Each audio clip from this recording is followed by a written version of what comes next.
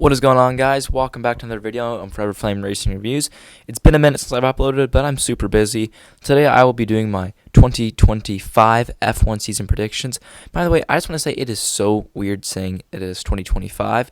I was just watching a bit of the 24 Hours of Daytona, and they kept saying 25 in my head. I'm like, it's 24. But no, it actually is 25. Definitely feels weird saying that it is 2025 out loud, though. So, without further ado, these will be my 2025 season predictions for F1. I'm probably doing them way too early without preseason testing in Bahrain, but you know what? I'm just going to do it. I would rather have done my 2025 IndyCar season predictions first, but I'm still waiting on that last Dale Coyne seat to be confirmed. But once that gets confirmed, I will do my 2025 IndyCar season predictions. But today, I'll be doing my 2025 F1 season predictions, and very shortly, I'll be doing my 2026 F1 driver lineup predictions. Without further ado, let's dive into my 2025 F1 season predictions. And for my first predictions, these are just some spitball predictions before we get into the drivers and constructors standings. So I have written down here that at least 2 drivers get dropped during the season, and I think one of them will be Jack Doohan at Miami, because I do believe that he only has a 6-race contract. But that question is, does Abu Dhabi count as one of those 6 races? Because if not, I could see it happening the race before Miami. I'm just not 100% sure what that race is, so I won't say it till I don't get it wrong. But Jack will be dropped either after Miami or before Miami, and in place of that will be Franco Colapinto.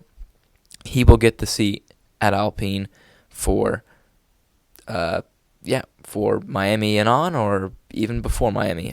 Franco Colapinto will probably be at Alpine, because Alpine aren't going to pay that much money not to race him.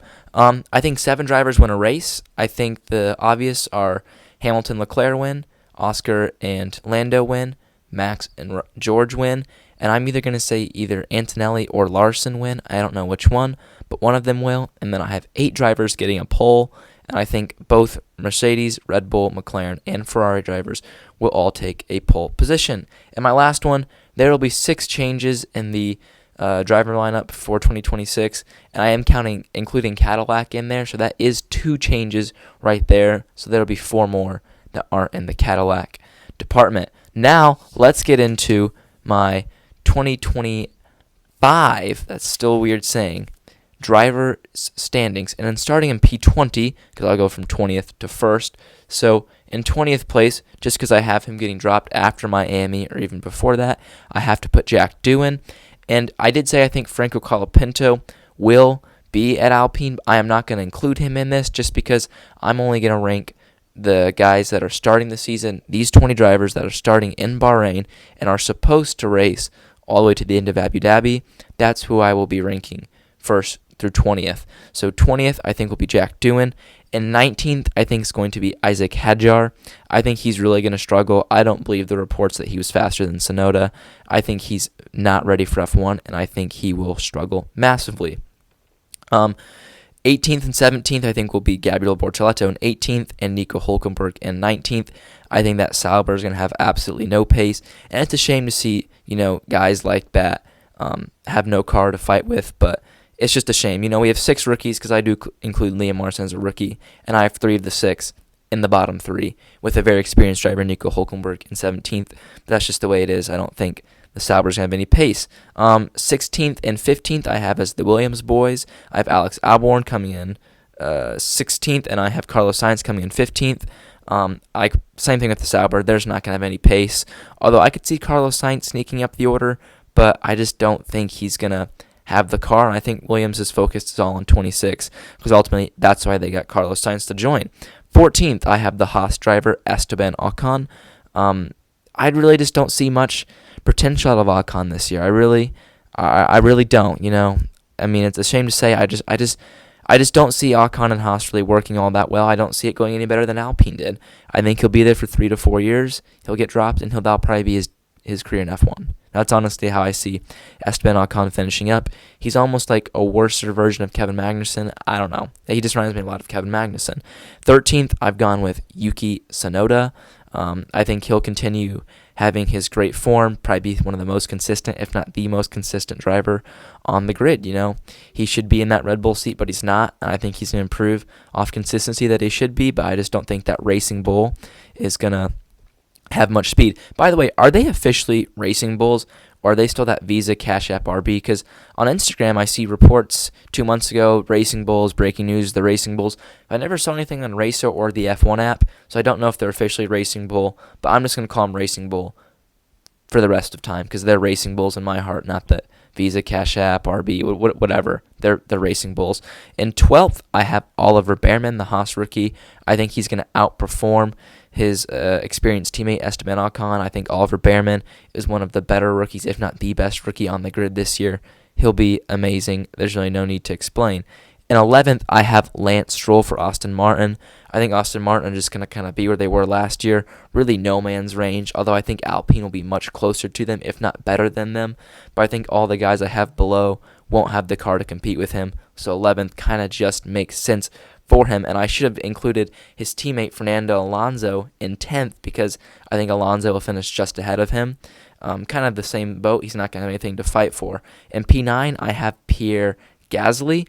I think Pierre Gasly is going to be the top midfield guy this year, and he's going to prove himself to the top 4 teams that he deserves a shot, because I think Pierre Gasly is him, and he's going to prove it this year. In 8th, I've gone with Kimi Antonelli. I don't think that Mercedes car is going to be an improvement at all. In fact, I think that car is probably going to be pretty slow to start off, as they always do. And I think Antonelli, that Monza crash does worry me. I think he's unprepared, and I could see him falling out of the top 8. I'm just putting him in the top 8 because I think the top 4 cars will be so far ahead of the rest of the field. I don't think it's going to be funny. I think you're going to have 4 teams and then the rest. But that's why I have him 8th, but I could see him falling out of the top 8. In 7th, I got him with Liam Larson. I've solely put Liam just ahead of him because, one, he has done Grand Prix in the past and has done very well in those Grand Prix, but he has the experience, and I think the Red Bull is going to be better than the Mercedes. That's really my explanation to Liam being ahead of Antonelli. P6, I got with George Russell. I just don't think he's going to be able to fight with these top 5 guys. I don't think he's going to have the car. I think Mercedes is really going to drop the ball. But I do think he is a better driver than Liam Larson. And just off driverability, and I think Larson's going to struggle a bit, he'll beat Liam. And P5, please don't come at me in the comments for this, Team LH, but I've gone with Lewis Hamilton. I think that Ferrari car is not going to be as good as people are saying it is. I think people are definitely overhyping it a bit, and I really don't see that car really just delivering how people think it's going to deliver. I hate to be Debbie Downer, but I really don't think it's going to deliver how people think it is. Man, I have notes written down in my top. Do I want to stick with this top 4? Because I am confident these are going to be the top 4. I think it's going to be Lando Norris, Oscar Piastri, Max Verstappen, and Charles Leclerc. In no particular order, because I'm not going to tell you yet what I think the order is. But I am confident these will be the top 4. Am I confident with my order I've written down? No. Not at all. I should have waited preseason testing, but I didn't. So I'm just going to say, gosh, man, this is tough. Gosh, 4th place, I have Max Verstappen. I don't think that Red Bull is going to be anywhere as competitive as he's used to having. I really do think the McLaren will probably be the fastest car out of the get-go, and the Ferrari will be ahead of it. And it really does suck, because I really don't think he's going to have a car to fight for this year. And I think he's really just ahead of Hamilton off pure talent, and I do think Max Verstappen right now, today, has more talent, nerves, aggression to beat Lewis Hamilton in the championship. That's why he's ahead of Lewis Hamilton.